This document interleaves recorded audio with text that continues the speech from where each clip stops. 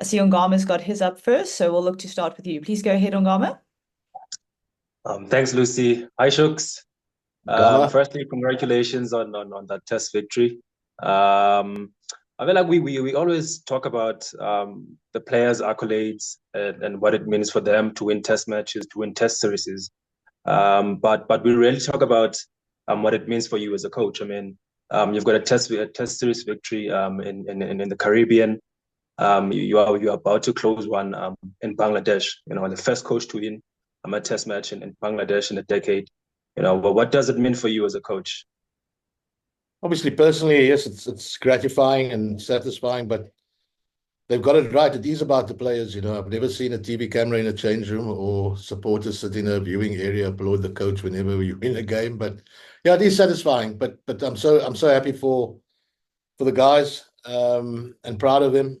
And at the end of the day, it should always be about the players and never about the coach or the coaching staff even. You know, I mean, we've got some wonderful coaches on our coaching staff. And it's been a really good combined effort from everybody involved, but ultimately the players, I mean, they can hold their heads held high. And yeah, be very proud of what they've actually achieved here. Thanks, Ongama. Johan? Good morning, Shuks. What was most pleasing for you about the match? Hi, Johan. Yeah, I think the most pleasing for me was just the calmness that we showed throughout. When we bowled them out for 106 and then got ourselves into a little bit of trouble, or we were in a little bit of trouble, but even in the trouble that we were in, just the calmness that the guys showed out there was nothing frantic about it.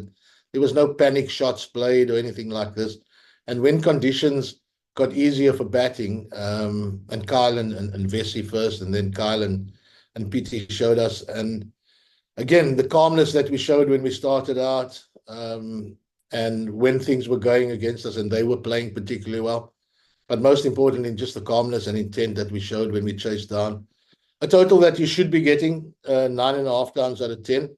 But I was really pleased just with the manner in which we went about our business. Very calm, clear in terms of what our game plans were as a team and as individuals. So that for me was really the standout, John. Thanks, Johan. Nathan? Thank you, Lucy. Firstly, congratulations, Coach. Coach, you've had some tough moments not being able to use your senior players and some success as well as coach of the test side. Where would you rank this win with all your games as coach thus far, especially in subcontinent conditions? Yeah, look, I think it's every win is right up there, and the last win in the West Indies was probably our best win, and before that it was India. So every win is particularly special, but this one is really special. The South African side hasn't won a test match here in 10 years. So for us, we take a lot of comfort in that.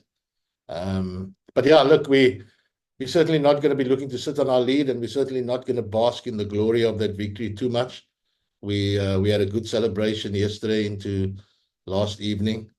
And then we leave tomorrow for Chattergram, and then it will be business as usual. But yeah, every test win is really special. But yeah, I've got to be honest, if I were to rank one, yesterday was right up there, and I'm sure but not so much for me, but for the guys, you know, for the players, and chatting to Polly also after the game and HD, and they were really tough for us as well.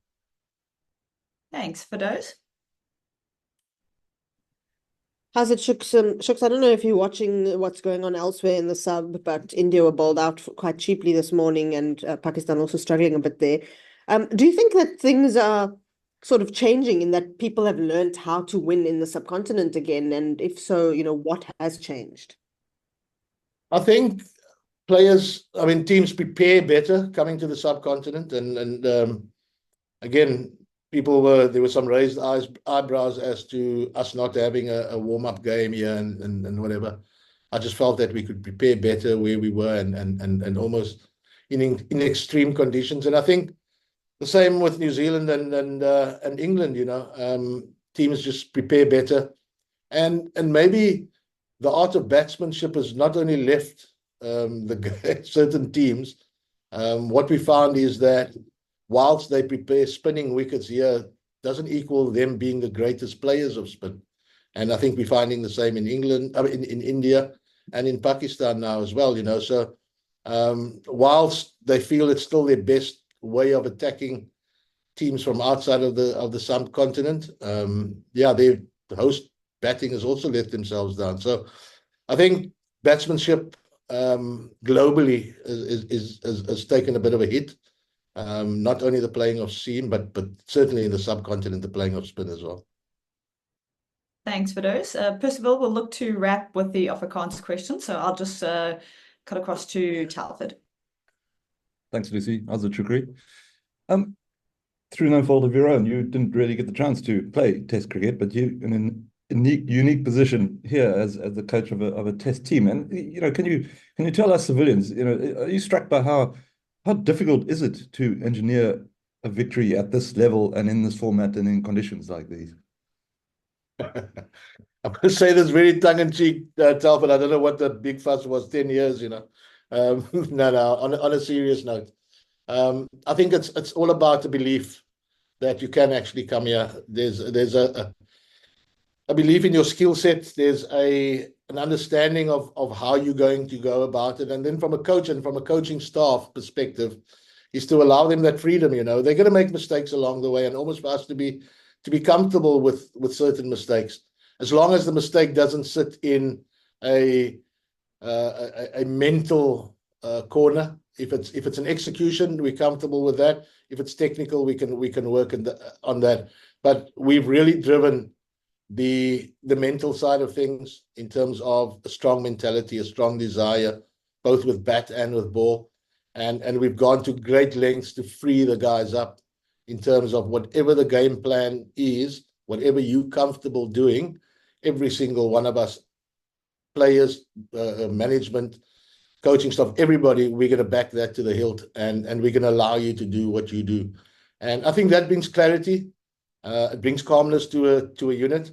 And that, for me, like I said earlier, was probably the most gratifying thing, is there's just the calmness. And even in the celebrations, nothing was over the top. It's almost as if we expected to do really well. And I'm not being windgat in any way. And it's a young, inexperienced, well, not a young, but inexperienced unit. But we still need our leaders, and our superstar Rolls-Royce fast bowler. He led from the front there with the ball. He carried this attack, as he has done for quite a while now, and then backed up by some really valuable contributions by others with the ball, and then guys with the bat as well.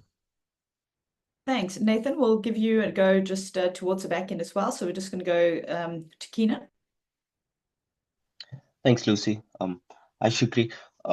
Just with regards to you've obviously won now, and then you've got one more game in Bangladesh, and then Pakistan and Sri Lanka at home at the end of the year. Just, do you have an eye on the World Test Championship and making that final? And we've heard you and Aiden also previously speak about belief, as that belief has sort of like transcended into sort of the future and your goals into reaching that step. Yeah, obviously, you've got lofty goals that you set yourself, and we all want to get into a final, or maybe we should change that. We all want to win the World Test Championship, but we do know that there's some hard graft that's going to have to be done along the way, and that first Test match was the first one that we needed to put in the hard graft, and then tomorrow we go to Chattogram, and we know that's going to be really tough. And we're going to have to play particularly good cricket. And if we get a great result there, then great. And then we move on to Sri Lanka. But yes, the World Test Championship, that's our World Cup, But we do understand that we're certainly not going to be building any sandcastles, and we're certainly not going to have any pie in the sky in terms of. But we've got to allow yourself to dream as well, and then give yourself the chance of realizing that dream. But it's going to take a lot of graft, and we're a long way away from that still. We've got to take care of Chattogram, play really good cricket, and then hopefully get on the right side of the result there. Thanks. We're going to go Mark, then Stu. Good morning. I had the same question as Keenan, but if I could just press you on that, I mean, how would you rate your chances then of getting to that WTC final? It looks Mark, quite good. yeah, we've got to have a good chance. I I don't know if Ridos is the expert on this. I think it's 4 out of remaining 5 or whatever it is. And you've got to fancy your chances back home. I might have said it at an earlier presser or something, where we're coming to Bangladesh as underdogs, and we got a really good result. We probably go into the next test match having firmed slightly in the odds. But when we get back home, we start as favourites. You're not expected to beat them, but you actually firm favourites to beat 2 teams from the subcontinent in home conditions. So to answer your question, Mark, I think, our odds have definitely firmed in the betting markets. And we need to start playing like favourites as well. It's probably easier playing as an underdog. But I think we've got a good little thing going here with this unit. But we're certainly not going to get ahead of ourselves in any way. But Thank there's you. message in the chat panel to say it is indeed 4 out of 5. Thanks for those. Stu? Thanks, Lucy. Hi, Shuks. Just on one particular guy, and this is a double-barrel question here. You didn't hesitate when you were asked in at the HPC about Vian playing this test match. What have you seen from him that has made you so confident in what he provides to the team? And this is the second question, is, Marco has been through what he's going through, but he'll be back in the side, I presume, for the home tests. How does Vian fit in with Marco? Do they play together? Well, they could do. And if I had my way, I'd like to see them play together. Not if I had my way. If everything stacks up, I'd like to see them play together. Because I've also said before that Marco's probably not your ideal number 7, but a really good number 8, if that makes any sort of sense. And Vian adds that real balance to our side, and that all-rounder role is a critical role. And what I've really liked about him, and it started in the West Indies, where his bowling has come on in leaps and bounds. He's bowling a lot quicker with a great measure of control. He can bowl with a new ball. He's nice and aggressive. He catches brilliantly at slip, and he starting to show signs with the bat that we know that he's capable of.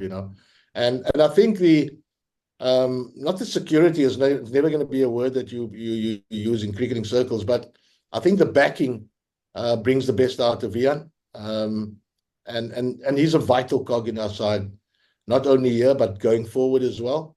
But again, it's always going to be around the conditions we play on, Stewie, whether we're going to play 7 out-and-out batters with Marco at 8, or whether we play Vian as the all-rounder at 7 and still Marco at 8. And I'm not a fan of, I don't think there's such a thing as a bowling all-rounder and a batting all-rounder. You're either an all-rounder or you're not.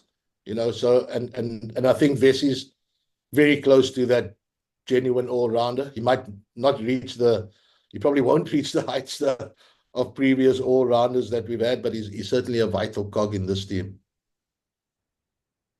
Thanks, Stu. We're going to look to take the follow-up questions before we wrap the media up. We'll start with Nathan. Thank you again, Lucy. Just give me a minute. Just want to look at the question again. Based on Scholesy, Scholesy had to battle to get back into the test squad, then scores a century in subcontinent conditions. Not easy. Yeah, jokingly, Bedders even made a joke about him being out there in the heat. Special moment for Scholesy. Yeah, huge for him. And he ribs me every now and again, for the holiday I imposed on him over the West Indies series.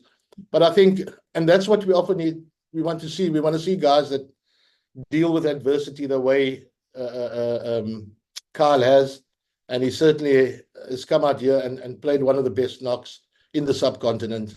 He employed a certain way that he wanted to play the spin, and he backed it. But it speaks volumes for his not only his ability with the bat, but really his mentality, and that's the biggest thing you're going to get with Kyle. I think it helps that his dad, in inverted commas, in Ashwell is in the change room, because they've come a long way. And you look at Scholes' prep leading into this test match, you almost could place a few bob on that he was going to do well, because and behind the stumps as well. And I think guys are finding the feet. They're finding that they're in a more settled situation, a settled position now. I think the team, all of us, we've now settled on a group of guys that we feel can take us forward. Doesn't mean that they're not going to be the odd change along the way, but yeah, it was great from Scholesy. Thanks, Nathan. Johan? Shukes, PT was a bit pricey, but do you think they sort of look to hit him or to take him on and sort of hit him or out of his lengths?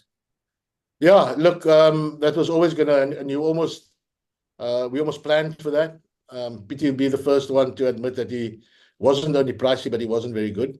But doesn't make him a bad bowler, you know. I mean, good batters get low scores, have a run of low scores. Good bowlers have bad spells and bad games. But it doesn't turn PT into a poor bowler. But they certainly, we knew that they were going to target him, especially in a 4-man frontline bowling attack where it's probably easier to target the off spinner as a right-hander with the ball spinning into you. But yeah, look, it's one of those days, and he's experienced enough to deal with it and come back stronger. And yeah, at the end of the day, guys have bad games.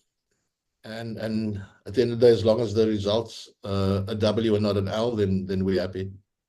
Cool. We're just going to go for those. Then we'll look to go with Percival. Shukes, I'll probably ask you this again closer to the home summer, but you've just spoken about like preparing home conditions that maybe then backfire on your own team. And obviously with subcontinent teams coming, and we know from history, we might try and look at like really spicy wickets. But is that the kind of thing you want to see happen in order to beat them, or would you want some kind of more even conditions? Because obviously your own batters also need runs. We just want good conditions. We want good wickets. And we want wickets that are synonymous and what you expect at the ground. So you have a pretty good idea of what Centurion's going to throw up. We just want good wickets. We actually spoke about it the other day, myself, Temba, around if there was a message to go back to South Africa, we want good wickets. Our batters are inexperienced batters. We showed, again, we can get hundreds. When conditions are good for batting, we can get hundreds. So for those, there'll be no special message going back home about spicy wickets, etc., etc. We want good wickets because we believe that with our bowling attack, they're good enough to bowl on any surface. And you're right when you say we need runs as well, because you can have the world's best bowling attack. If you've got no runs to bowl to, they also almost rendered obsolete, you know. So yeah, we want good wickets. I speak too much. Thanks for those. I see Stu has popped a question in the chat panel just asking if there is an update on Temba. Yes, there is an update today. In fact, yesterday was always going to be the day where we were going to make the decision based on his medical condition. So there was a plan, there was a program that he was following. And no, we didn't wait for the result. We just feel medically he's not going to be ready for the second test. And we'll tone down the program so that he can be ready for the Sri Lankan series. So Temba's out for the second test, unfortunately. Thanks, Stu. Is he staying there? I don't know how that's important for us. I actually don't know. I just don't know, like, is he coming home or is he, like to play? I really don't know. I'll check with him, but that's yeah, I don't know. That's Temba's prerogative together with the manager. I'd like him to stay, and I've communicated that with him. But I also know that he's got a young family. But yeah, I'd like him to stay. He still plays a valuable role. It's still his team. And we'll see how it unfolds. But yeah, something we haven't even spoken about too much. Thanks for those. And then we'll look to conclude with Percival with the Afrikaans questions. Ek sê vir baie dankie, Lucy. Lucy, I've just got two questions. Good, that's it, coach. If that's okay with you, ma'am? Sure. Thank you so much, Lucy. Coach Shukri, eerstens soos al my kollegas gesê het, baie geluk meneer. Coach, kan ek net vinnig vra? Twee maklike vrae. Jy het gepraat in Engels van julle kan nie te oorgerus op julle laurels rus nie meneer. Hoe benader julle dan hierdie volgende toets? Jy praat van julle is die underdogs. As julle nou die underdogs in die tweede toets? Ja, ek is seker as Engelse woorde, Afrikaanse woorde vir laurels en underdogs Percy. Nee, maar dankie vir jou gelukwense. Ja, soos ek vir Mark vroeër gesê het, ek dink nie ons is nou sulke underdogs nie. Ek dink hulle verwag dat ons weer 'n goeie vertoning gaan insit en ek dink ons verwag dit van ons, maar ons gaan definitief nie te wind gaat wees in terme van as net 'n geval van opdaag en dan wen nie. Ons weet dit gaan 'n moeilike taak wees. Ons weet die atmosferiese kondisies gaan moeilik wees. Ons weet die blad gaan 'n moeilike een wees en ons sal weer ons beste cricket moet speel om 'n goeie uitslag te kry. Coach, dan net laastens dan jy verwys na ons kan praat oor Kyle se goeie vertoning na eerste toets, maar jy verwys na jou bowler as 'n Rolls-Royce meneer. Ek wil vir jou vra, kan ek na Kagiso verwys as 'n generaal van jou span? Wat beteken dit om iemand van sy kaliber in jou span te hê en die mylpaal wat hy die afgelope toets behaal het daar in die eerste toets? Ja, kyk, as jy kyk na die mylpaal en die statistiek, is hy die beste in die wêreld wat dit behaal het. So ons kan nie genoeg sê daarvan nie. As hy 'n generaal, hy's alles. Hy as die ouens 'n bietjie af is hy die ou wat agter die ouens inklim en ouens op G. As die tye moeilik is hy die persoon wat die bal wil hê. So ja, hy's alles in ons span, maar hy weet ook dat ander ouens in die span ook sulke vertonings kan bring en dis presies wat ons probeer doen om die res van die bouaanval vir die res van die groep te weet dat ouens soos Kagiso, as dit baie ouens in ons groep wat ook sulke groot performances kan bring. Lucy, sorry, as ons net ask coach, kan ek net vra? Jy het gesê jy wil vra. Sorry, ek vra nederig verskoning. Ek vra nederig verskoning coach. Kan ek vra, jy het gesê jy wil baie graag jou kaptein moet bly daar. Is dit 'n rugslag vir jou as 'n kaptein en 'n span om nie jou gereelde kaptein beskikbaar te hê nie? Ja, enige span as jy nie sy kaptein het, is dit 'n rugslag. Hy's ons beste toets speler, Kolber. So ja, dit 'n rugslag, maar ons het gewys en ons het bewys dat ons met 'n rugslag kan deel en ons sal met dit ook deel. I mean, get it to you, coach. Yeah. Thanks, Percival. And thank you everyone for joining us today. And of course, Shukri, for